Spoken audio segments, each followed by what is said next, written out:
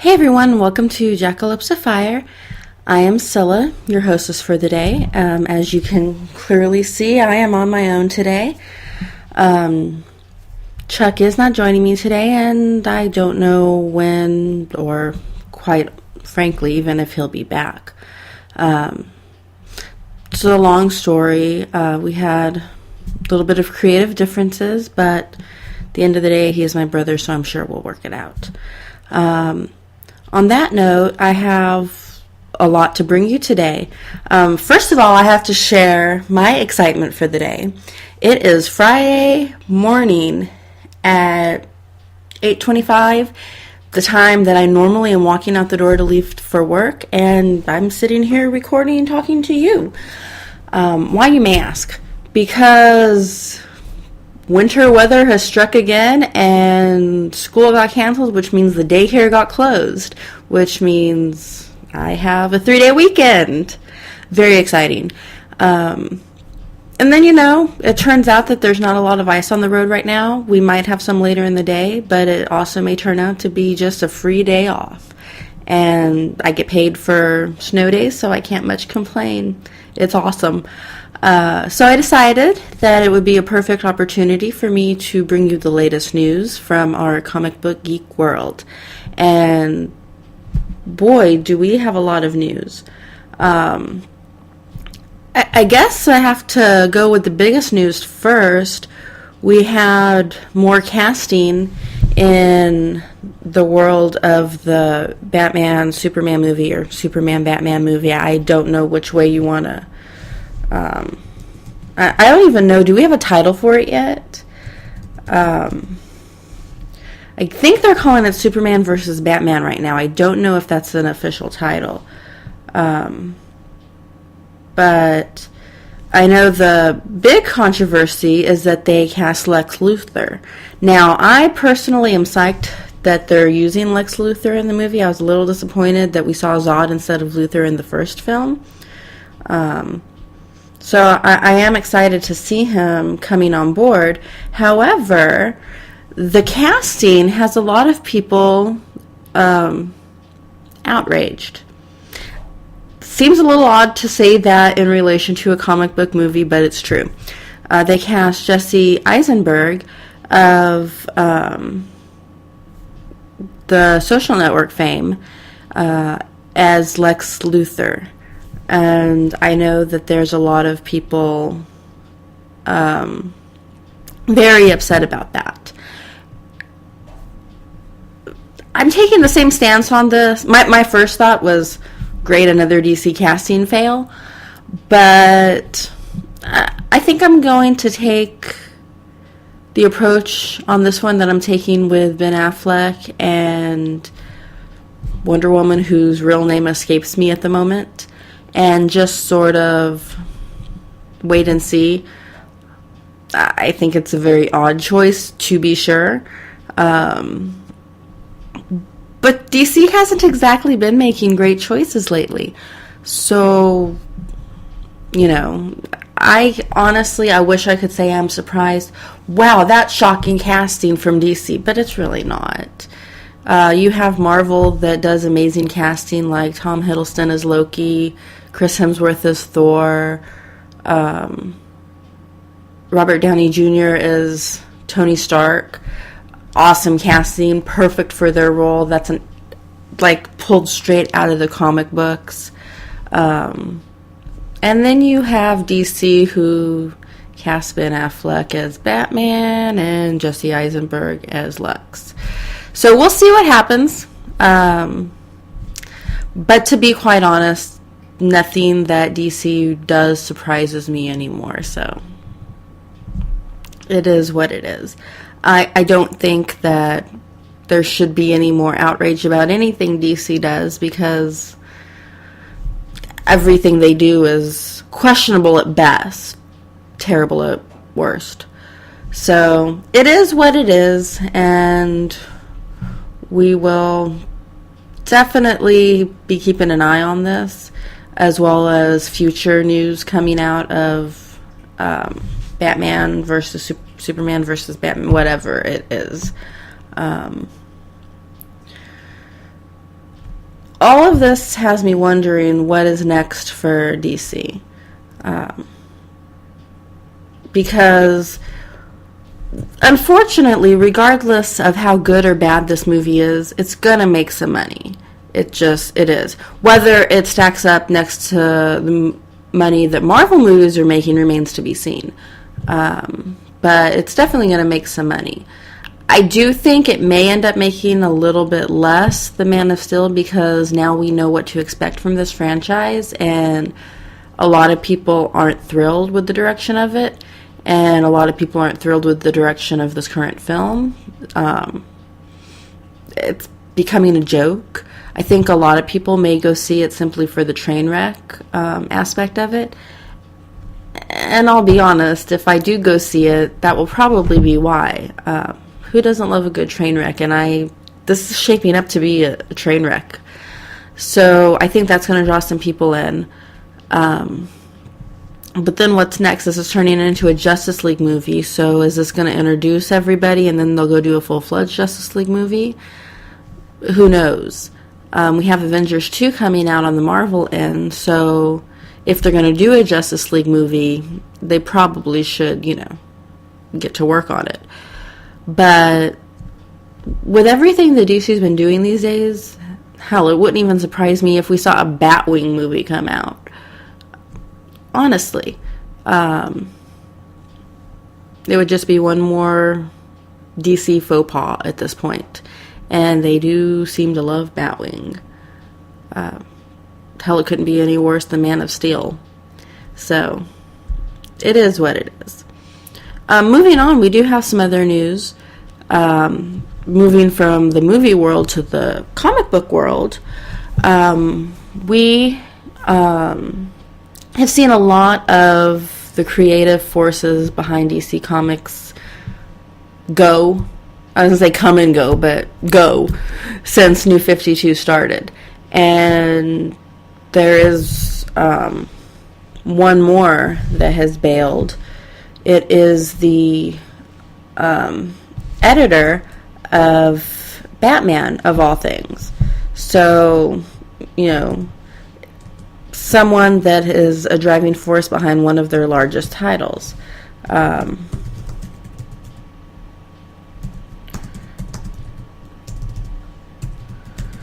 me see if I can find his name for you real quick.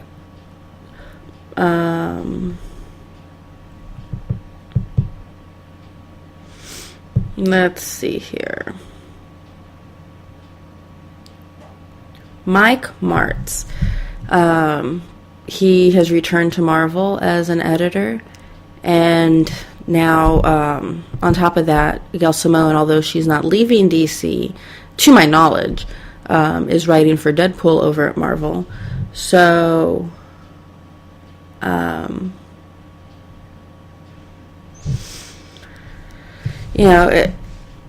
DC is losing people left and right. Yes, Batman group editor Mike Martz will leave DC Comics and return to Marvel. DC declines comment.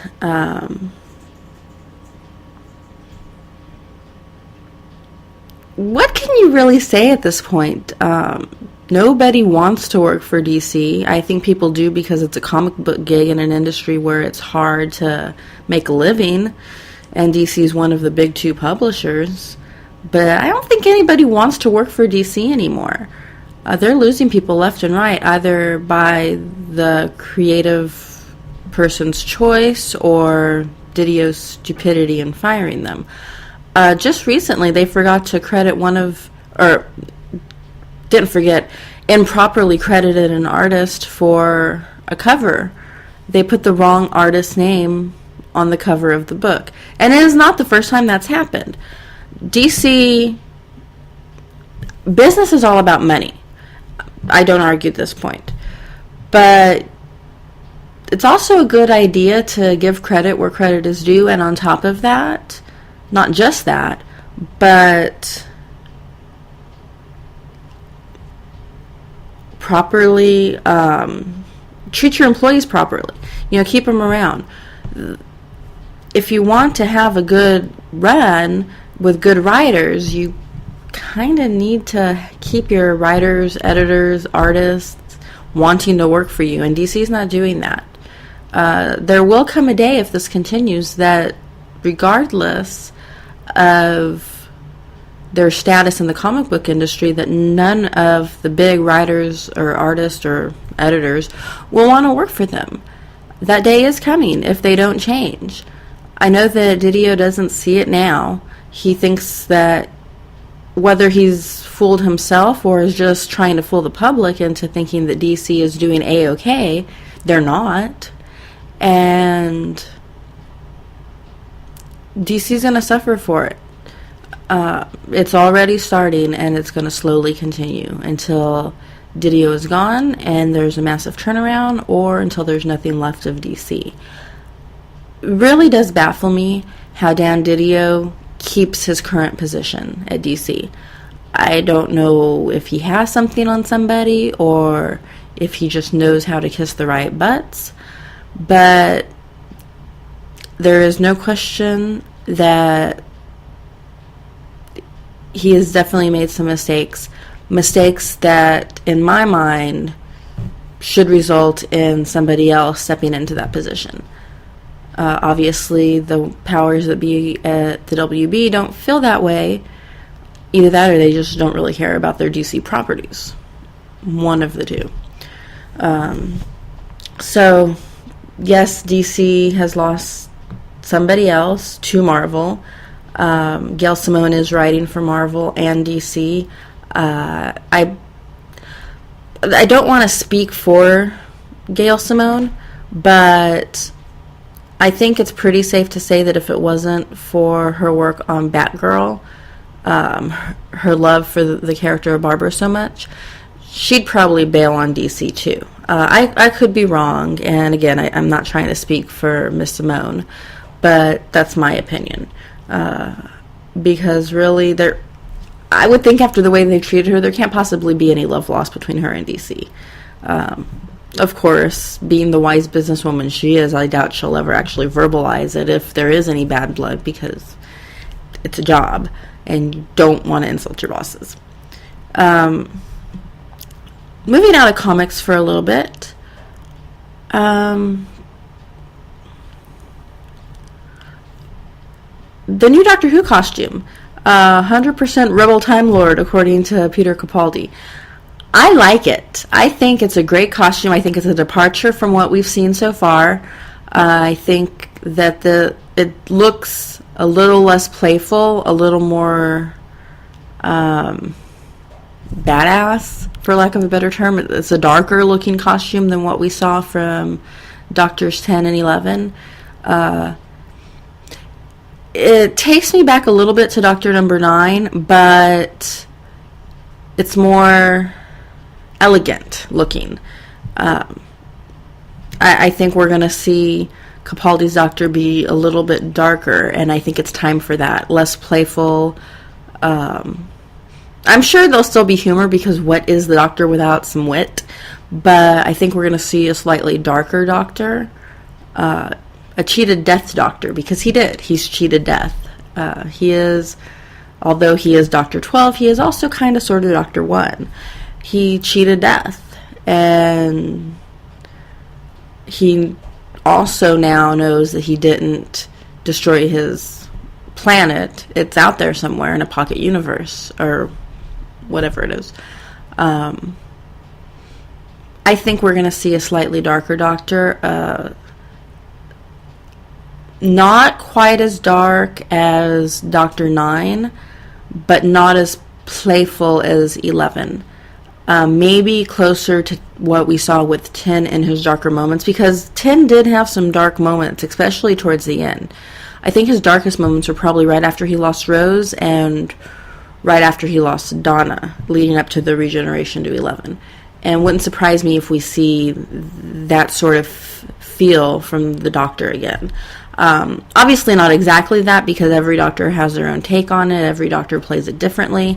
But I think we're going to get those kind of vibes. And I'm hoping that the writing of the show gets a little bit better to match what I think we're going to see as far as good acting goes, because I fully expect Dr. 12 and Clara to be an amazing team, and that's going to be some good acting. So I hope they have the writing to match their skills. I think it's safe to say this is the first upcoming season of Doctor Who that I am looking forward to since Tennant left. I was so sad when Tennant left that I really wasn't looking forward to seeing Matt Smith as the Doctor, and then the writing of it just disappointed me, and I wasn't excited about it going forward. I'm excited to see what happens now. I think Capaldi's going to be an amazing Doctor. I love Clara as a companion. As I've said on previous episodes, she is easily my favorite companion since Rose, which is no easy feat, because I really, really, really love Rose. So I'm excited. I think that we're in for some good stuff. I just hope that Moffat can deliver. I don't want this to be a lot of wasted potential, and that's my only fear about it, is that it's going to turn out to be wasted potential. So we'll see what happens, but as far as the costume goes, I really do like it. I think it suits his look, Capaldi's look. He looks good in it, and although we haven't seen what this Doctor's going to be yet, from the vibe I'm getting, I think it's going to match the Doctor's personality this time around. So we'll see what happens, but definitely looking forward to it, and definitely love the new costume. So that's my take. Now, the thing about having a co-host is that I actually... these topics don't take as long to get through. I pretty much deliver you the news, give my opinion of it, and I don't have anybody to argue with me and tell me that I'm wrong. So, on that note, let's go ahead and get into my soapbox. I actually kind of have two soapboxes this week, although one really isn't too relevant anymore. Still, it's kind of a cautionary tale to other school districts out there. So, I'm not going to name the specific school district I'm referring to. If you know me, you know what it is, and if not, I'm not going to publicize it, but I'm sure it won't be too hard to figure out. I live in the Austin area, and I work in a different suburb of Austin than where I live. And the daycare that I work at follows the weather advisories of the local school district. So basically, if the school district is delayed, we're delayed by the same. If they're closed, we're closed. Hence me being here today. So about a week ago or so, I want to say it was last Tuesday, we had another icy event, worse than today actually, because there was actually ice on the road. And there was a few school bus accidents in that district, I believe, as well as my local home district. Lots of car accidents. I want to say the police responded to nearly 300 accidents. This is because Texans don't know how to drive on ice. You may make fun of us Northerners, but here in the South, we don't get ice very often. It's not a matter of being wimpy or whatever. It's simply a matter of not knowing how to drive in these conditions because we're not used to it. Just like when people up north get temperatures in the hundreds and complain, and we're like, whatever, because we're used to it. It's just a matter of becoming acclimated to your local climate. So we're not used to driving on ice, thus there was a lot of accidents. And when there's ice, typically the local school districts will either post a 2-hour delay or cancel school altogether. And this was happening. A lot of the school districts in the area were putting 2-hour delays out. This 2-hour delay gave them the opportunity to monitor the weather, and then ultimately we had a lot of cancellations that day. The school district that I work in, that the daycare is in, didn't put a 2-hour delay for a very long time. And in fact, the local police had to get involved and tell them, hey guys, you need to delay. It's dangerous out there. We're responding to a lot of accidents, and everyone trying to get to school is just making it worse. So by the time they put a delay out, and then much later ultimately canceled school, there were already a lot of kids at school or kids en route to school. It was a disaster. It was messy. And unfortunately, because they canceled so late, I ended up having to go to work, which kind of bummed me out. Although I did go in at 1 o'clock because I couldn't safely get to work before then. But be that as it may, I could have had the whole day off. Not the point. Much more concerned about the kids that got stuck at school or even had to be out in these conditions at all. So, of course, there was a major parental uproar, and the next IC event today, that did not happen. The school district learned their lesson. The icing on the cake of this whole faux pas is that there was a lot of confusion with all the kids that were already at school when school got canceled for the day. In that confusion, a middle school in that district let a child go with someone that was not on their approved pickup list. It was the parent of a friend, but the child's parents did not know that the kid was leaving with somebody else. The person that took the child was not approved to do so. And so when the parents came to get the kid was not there, and the school did not know where the kid was. You can understand the parents upset about this. So not only did they put a lot of kids in danger, they let a kid go home with someone that wasn't approved to take them. This should be a lesson to all Texas school districts. And the school district of which I'm referring has learned a lesson and instituted a new policy, and I think this is a good one for Texas. If the temperature drops down below freezing, and there's even a chance of precipitation, it's an automatic 2-hour delay. I don't know exactly what led to the cancellation for today. I'm assuming it was the extended chance of precipitation into the afternoon. And we do have a stronger chance of precipitation around the 12 o'clock hour. So that's probably what led to the actual cancellation of school today. And that's a good policy for all of Texas to follow, because quite frankly, we're not used to this weather, and it is quite dangerous for us to be out when there is ice on the road. So just a little food for thought for other Texas and southern school districts. Now, on to my actual soapbox. I'm not going to name names, but for the purposes of the story, we'll call her Julie, because I don't have a friend named Julie and nobody will get confused. So, I have this friend named Julie. It's not her real name. And she took a quiz online. What lantern color are you? Because for those of you that don't follow the lantern corps, green isn't the only lantern color. We have it's all spectrum. If you remember anything about elementary school science, Roy G. Bibb, red, orange, yellow, etc., etc., etc.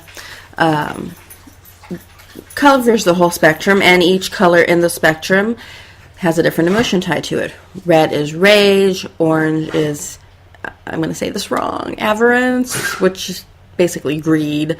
Yellow is fear, green is will, etc., etc. And if you hear that noise in the background, I'm not sure if you can, that coughing sound in the background is my sick dog. So I do apologize. Unfortunately, I can't control him coughing. Anyway, so every color has an emotion. Julie took this quiz and it matched her up with indigo, which is compassion. She didn't feel that that was the proper color for her, and I agreed. And she asked me, Cilla, honestly, what color do you think I would be? And this is a dangerous question to ask me, because when you say, Cilla, honestly, I'm going to be honest. That would be my phone that I forgot to mute. If you just heard the little Power Ranger chime, I'm not being summoned by Zordon. I promise. The world's not in danger. I don't need to go morph. Forgot to mute my phone. And I believe, got an email. Anyway, I digress. Where was I? Oh, yes.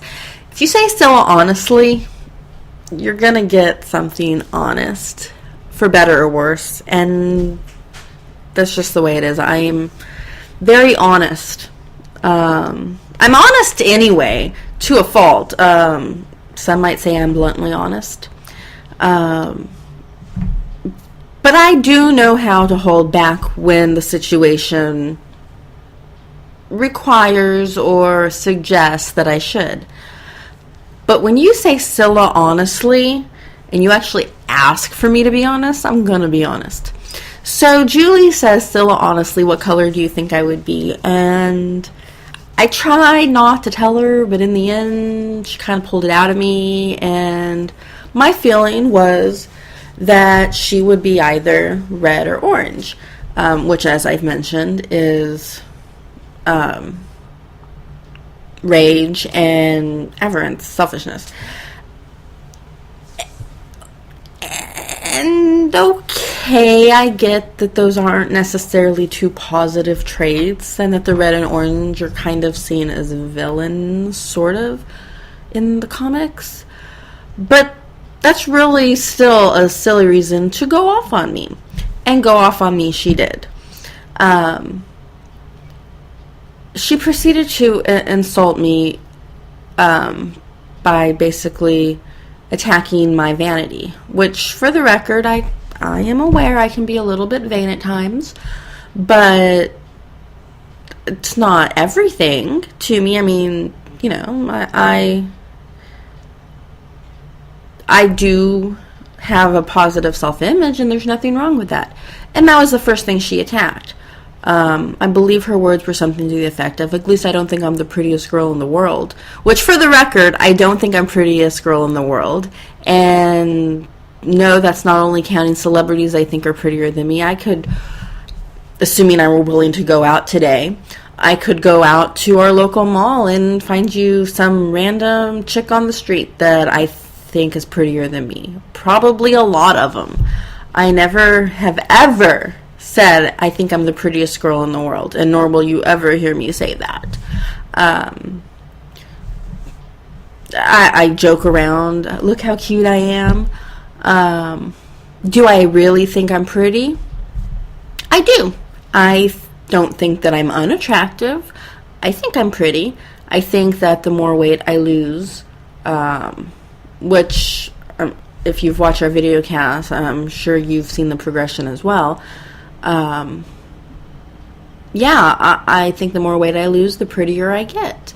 I do think that I am pretty. I've had enough people tell me I'm pretty, and I think that it would be wonderful if every girl could look in the mirror and think she was pretty. Honestly, I think that we wouldn't have artists that are beautiful like Keisha in rehab for an eating disorder.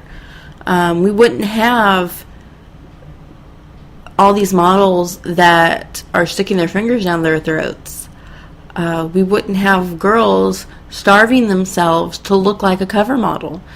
I think that everyone has their own unique look and their own unique beauty, and if everyone looked in the mirror and said, yeah, I'm pretty, that the world would be a better place. I don't think it's a bad thing for a woman to have a positive self-image. And it seems to me that you're kind of screwed either way. If you don't have a positive self-image, then you have people saying that you need to think positive about yourself and if you have a positive self-image, suddenly you're a stuck-up, vain, shallow girl. And I'm not stuck up. I'm only slightly vain. And I'm not shallow. And the fact of the matter is, for better or worse, looks help you in this world. They really do. Pretty girls get ahead. Skinny girls get ahead. And it's not good, but it's the way it is. So yes, the world is a shallow place. But if everyone looked in the mirror and saw their beauty and had their own positive self-image, the world would be a better place. If we could eradicate eating disorders, it would be a wonderful thing. What if we had no more bulimia or anorexia? How awesome would that be? Because there's no need for it. Just be healthy.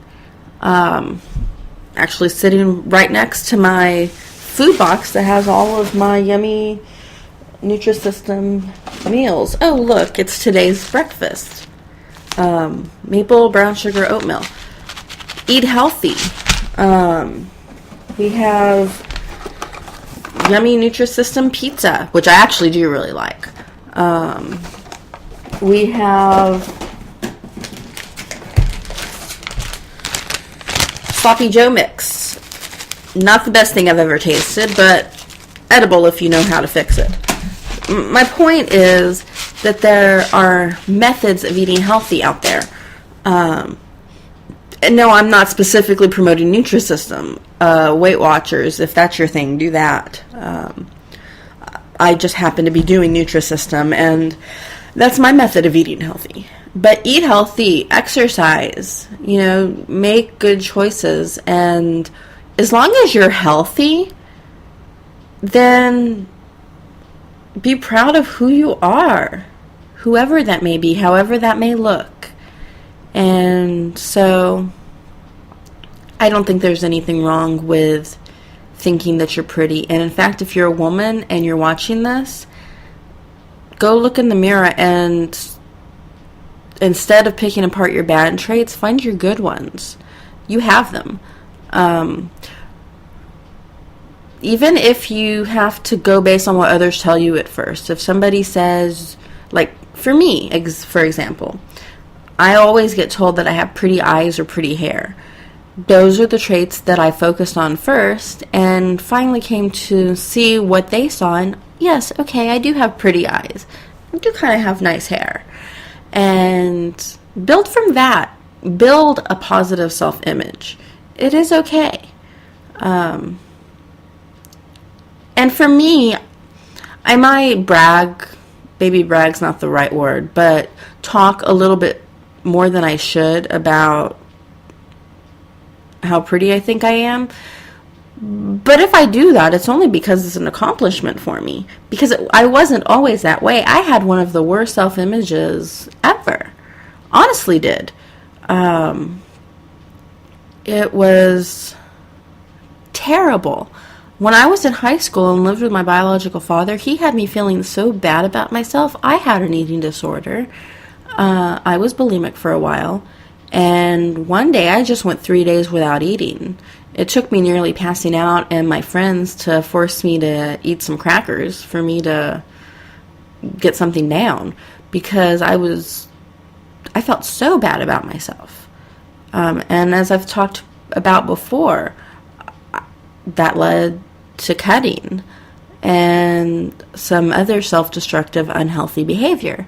So to be so healthy now, both mentally and getting there physically, and to be able to look in the mirror and not be disgusted by what I see, to actually go, yeah, I am pretty, is an accomplishment for me. It's an accomplishment that I'm very proud of because I've worked very hard to get to this point. It's not meant to be shallow. It's really not. So it can be done. And if you work on your self-image slowly but surely, you'll feel good about yourself too. And that's a great feeling. It truly is. So I encourage every woman to go look in the mirror and find your good traits. Even if they were pointed out to you by somebody else and you don't agree right now, start trying to see what they see. and realize that you are pretty too. So she asked me what color she should be, and I told her. And this led me to talking to another friend that we'll call Elizabeth for the purpose of this story. Elizabeth agreed with me on what I thought Julie's color would be, and in turn I pointed out that I thought that that Elizabeth would be she would be indigo, and she agreed. She actually saw that, and I went back and I talked to Julie about it, and she didn't understand why I picked red for her. And I pointed out that it's because I have to walk on eggshells around Julie lest she blow up at me.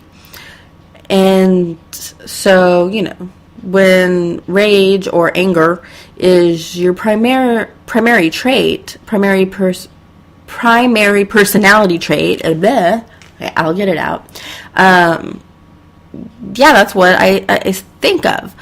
And so she pointed out that there was more to her than that, and that's not what other people saw her as. I go, well, that's what you show me, so that's what I see you as.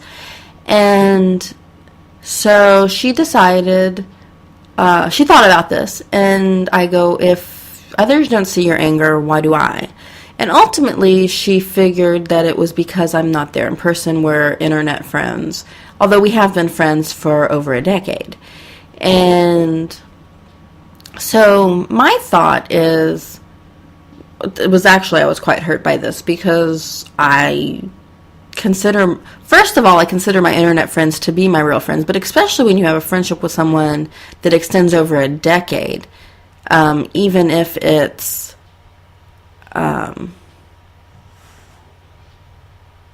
even if it's just online, that's a long friendship. So I was a little hurt by this, and it made me stop and think about online relationships. Are they real relationships, friendship or otherwise? And after a lot of thinking about this, I think they are. I think you can actually connect better sometimes on the internet. Do I love my friends that live locally that I can go hang out with? Absolutely.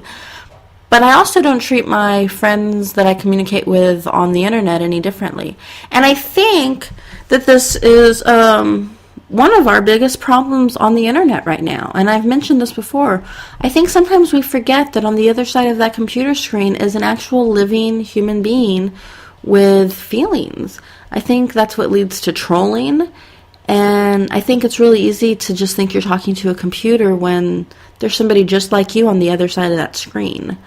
So I challenge you all, whether it's commenting on a YouTube video or talking in an online forum or just chatting with an internet buddy, remember that there is somebody else on the other end of that internet connection, and that try to treat them with the same respect that you would treat them if they were sitting right in front of you face to face. Because quite honestly, I don't think that some of what I see out there would be said face to face. And that's not a good thing.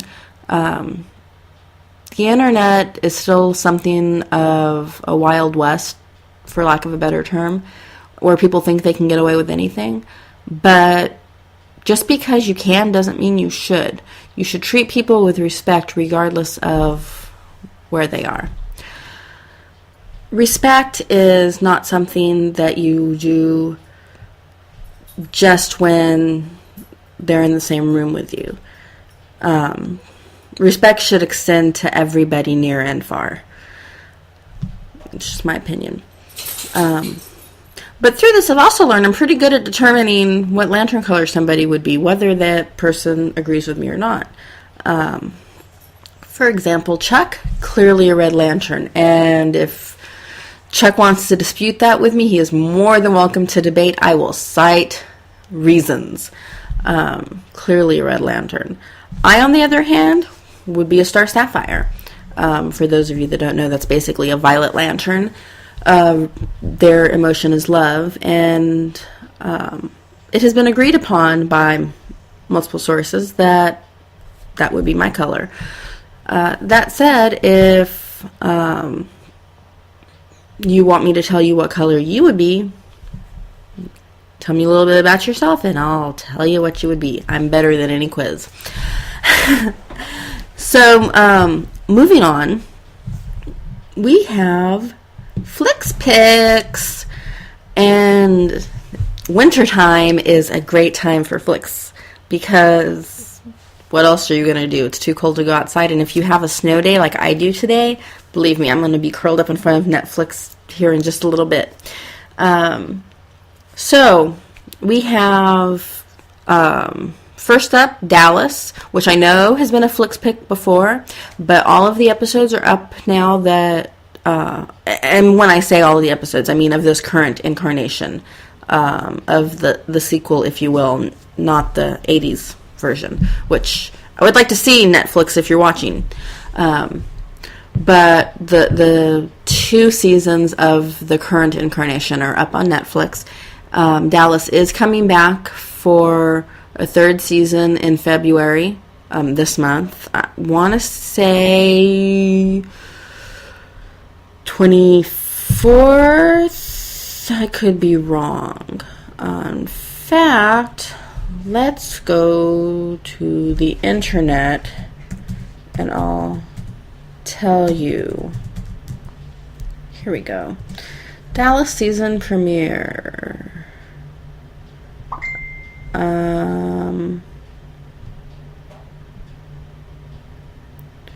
We are getting Dallas. Wow. I know that it's coming. Because I've seen the previews. Let's see.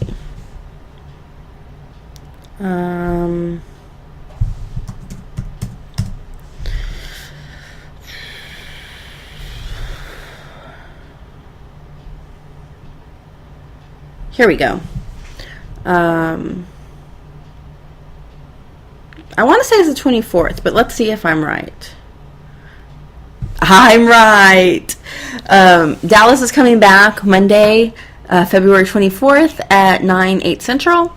And so if you want to catch up on all of the drama, then go to Netflix and check it out. Definitely worth watching. I'm a little bit iffy about this upcoming season 3 because it's the first season that they've shot entirely since Larry Hagman passed away, the one and only JR. And so it's going to be Dallas without JR. I'm just not sure how that's going to work, but I'm definitely willing to give it a shot because I do enjoy the show.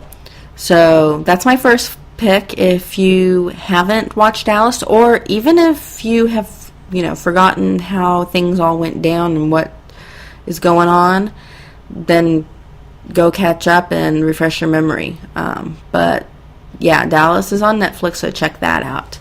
My next pick is one of my favorite shows of all time, and I could not be happier that it's finally on Netflix. I have been waiting for this for a very long time. I am so happy to announce that Chorus Folk, the US version, the version that aired on Showtime, is all 5 seasons are now on Netflix. If you have never seen the show, you must go watch it. It is one of the most awesome, best written, best acted shows I have ever seen. And in fact, that is probably what I'll be watching today, is just a Queer Folk marathon. Because I've seen the whole series all the way through. Some of the specific episodes I've seen multiple times. I'm going to go through it all again because it's that good. So if you've never seen the show, check it out. It is one of the very few shows, it is on a very short list of shows adapted from a UK version that is actually much better than the UK version. I've seen both. And typically, when I see something in the US and I go back and watch its counterpart in the UK, I'm like, well, crap, now the US version sucks. That is not the case here. The UK version is just kind of okay. The American version is amazing. Go watch Queer as Folk. Go. It's awesome. Don't watch it with your kids. There are some explicit sex scenes. It did air on Showtime. But watch it. My last pick is definitely more kid-friendly. As I mentioned in a previous episode, I kind of got myself hooked on Barbie Life in the Dream House.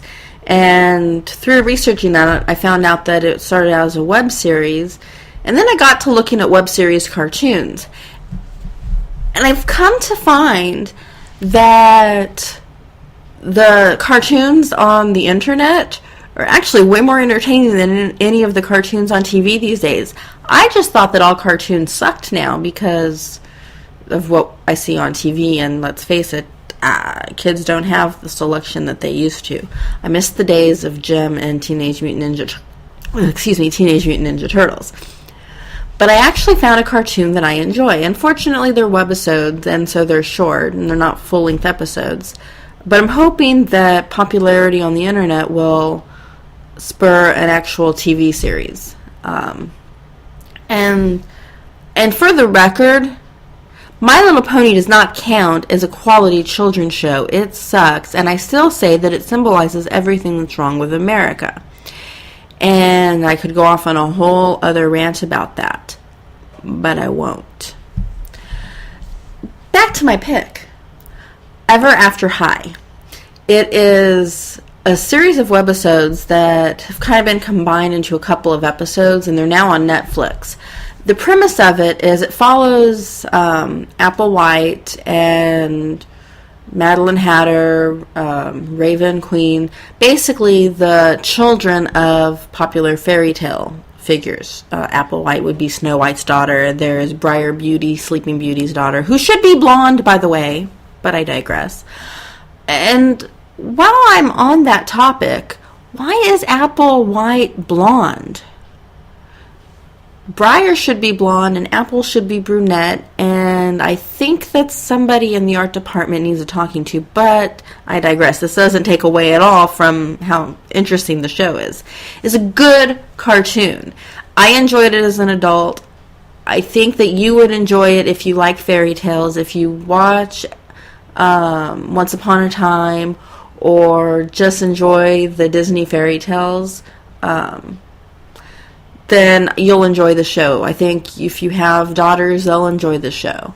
So it's definitely worth checking out. Again, it's called Ever After High. It's exactly what it sounds like. It's a bunch of fairy tale figures of the next generation attending high school. Awesome. So definitely check that out. So again, just to recap my picks: Dallas, Queer as Folk, US, and Ever After High. Check them out.